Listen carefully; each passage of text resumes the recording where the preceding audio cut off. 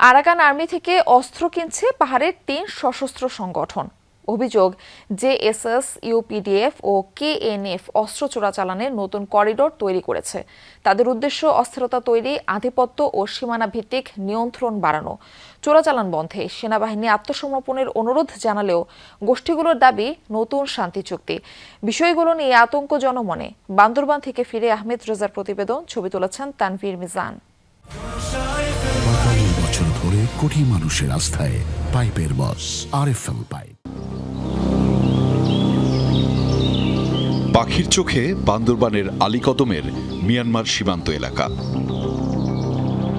সম্প্রতি এই এলাকায় কয়েকটি রুট দিয়ে অস্ত্র ঢুকছে বাংলাদেশে, এমন তথ্যে সরেজমিনে যমুনা টেলিভিশন। সীমান্ত ঘেঁষা অঞ্চলে রাতেই পাহাড়ের গা বেয়ে ছুটে চলা, ঘন জঙ্গলে এই রুটেই চলে অস্ত্র ও মাদকের চোরাচালান। বেশ গভীরে গিয়েও দেখা মিলল না কারোরই। তবে সূত্রের তথ্য মতে এই রুটেই সক্রিয় চোরাচালানকারীরা। অস্ত্র চোরাচালানের পথ হিসেবে সশস্ত্র গোষ্ঠীগুলো বেছে নিয়েছে নতুন ৩টি রুট। প্রথমটিতে বান্দরবানের মদক হয়ে রেমাক্রি, থানচি ও বলিপাড়া। দ্বিতীয়টি মিয়ানমার সীমান্ত থেকে নাইক্ষ্যংছড়ি, আলীকদম, থানচি হয়ে বলিপাড়া। তৃতীয়টি মিজোরামের চংতে, থেগামুগ, সাজেক, বাঘাইছড়ি হয়ে খাগড়াছড়ি। জানা গেছে আরাকান আর্মির কাছ থেকেই অস্ত্র কিনছে Janasamhati Samiti, JSS, United People's Democratic Front, UPDF ও কুকিচিন ন্যাশনাল ফ্রন্ট, কেএনএফ। পাহাড়ের নিয়ন্ত্রণ প্রতিষ্ঠায় নতুন সরকারের নিজেদের গুছিয়ে নেয়ার সময়টিকেই টার্গেট করেছে তারা। চোরাচালানের দৃশ্য না পেলেও কেএনএফ থেকে পালিয়ে আসা দুজনের সঙ্গে কথা হয় আমাদের। একজন সস্ত্রীক ছিলেন গোষ্ঠীগুলোর সঙ্গে।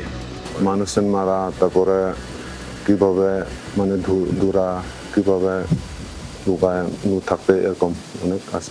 দুইজনের নাম মনে আছে যারা এখনো আছে ওখানে? বানাল অফ জেমাস। কি চালাইছেন অস্ত্র? শটগান, শুধু শটগান স্যার। এগুলো আসতো কোথা থেকে? এই যে মিজোরাম থেকে। কোথায় থাকবে, কোথায় খাওয়া দাওয়া করবে, এটা তো উপায় নেই। এই জন্য ওখানে আমি থাকছি আর কি। আমি ট্রেনিং করে নেই, তারপরে যে অস্ত্রও ধরে নেই। জানা গেছে সবশেষ 3টি সশস্ত্র গ্রুপেরই অবস্থান ছিল ভারতের মিজোরামে। আলাদাভাবে প্রশিক্ষণ নেয় তারা। 3টি গ্রুপে সদস্য প্রায় 10,000। প্রতি 5 থেকে 6 জনে আছে একটি করে সক্রিয় অস্ত্র, যা কিছুদিন আগে ছিল অর্ধেক। সূত্রের তথ্যে গোষ্ঠীগুলো আরাকান আর্মির কাছ থেকে 25টি মেশিন গান কিনেছে সম্প্রতি। সেনাবাহিনী থেকে আত্মসমর্পণের অনুরোধ জানালেও তারা জুড়ে দিচ্ছে নতুন শর্ত। সরকার যদি উদ্যোগ নেয় চুক্তি বাস্তবায়নের জন্য, আমরা অবশ্যই স্বাগত জানাবো, সাধুবাদ জানাবো। আমাদের সর্বাত্মক সহযোগিতা থাকবে। আমাদের বক্তব্য হলো চুক্তি মোতাবেক যথাযথভাবে চুক্তি পূর্ণাঙ্গ বাস্তবায়ন। আন্তরিকভাবে, রাজনৈতিকভাবে যদি এরা সমাধান করতে চায়, সরকারের মাধ্যমে সম্ভব। সরকার সাথে যদি একটি রাজনৈতিক সমাধান হয় এবং পূর্ণ স্বায়ত্ত শাসনের প্রশ্নে সরকার ঐকমত হয় এবং একটা যদি চুক্তিতে উপনীত হয়, তখনই পার্বত্য চট্টগ্রামের একটি সুষ্ঠু সমাধান আসবে বলে আমরা মনে করি। বান্দরবানে রামজুতাং, রেন্তলাং ও থিংদল তেতলাংয়ে বেশ কয়েকটি ঘাঁটি ছিল এসব গোষ্ঠীর। তবে সেনাবাহিনীর অভিযানে সেগুলো থেকে পালিয়ে সীমান্তে আশ্রয় নিয়েছে তারা। এই 3টির বাইরে মারমা ন্যাশনাল পার্টি, এমএনপি ও খুমি পিপলস ফোর্স নামে 2টি সশস্ত্র গোষ্ঠী বাংলাদেশ ভারত ও বাংলাদেশ মিয়ানমার সীমান্তে সক্রিয় হওয়ার চেষ্টা করছে।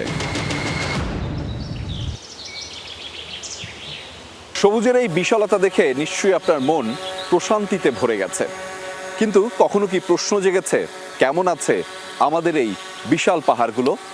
গত কয়েক মাসে এই পাহাড়ি অঞ্চলে বিভিন্ন স্থান থেকে অস্ত্র ঢুকেছে দেদারসে, যার ফলে সক্রিয় হয়েছে সশস্ত্র সংগঠনগুলো আর অস্থিরতা বেড়েছে পুরো পাহাড়ি এলাকায়।